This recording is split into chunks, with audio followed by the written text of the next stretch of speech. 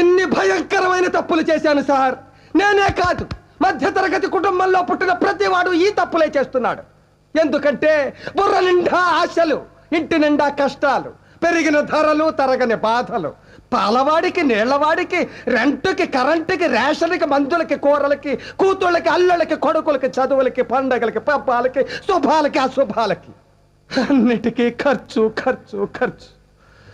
తెల్లవారితే సమస్య, నోరు విప్పితే డబ్బు, అడుగు వేస్తే అప్పు. అన్నిటికీ సాకు 1వ తారీఖు. అది సర్వరోగ నివారిణి. 1వ తారీఖు అని 30 రోజులు ఎదురు చూస్తాను సార్. చివరికి అది ఇలా వచ్చి అలా వెళ్ళిపోతుంది. వరద బాధితులను ఆదుకోవడానికి హెలికాప్టర్ వచ్చి వెళ్ళిపోయినట్టు. 1వ తరగతి వాడికి 2వ తరగతి, 2వ తరగతి వాడికి 3వ తరగతి, ఇలా అన్ని తరగతుల వాళ్ళకి ఎదుగుదల ఉంటుంది. ఒక్క మధ్య తరగతి వాడికి మాత్రం ఎదుగుదల ఉండదు సార్. ఒక్కడు రెక్కలు ముక్కలు చేసుకుని సంపాదిస్తుంటే 10 మంది అడ్డగాడిదలా కూర్చుని తినే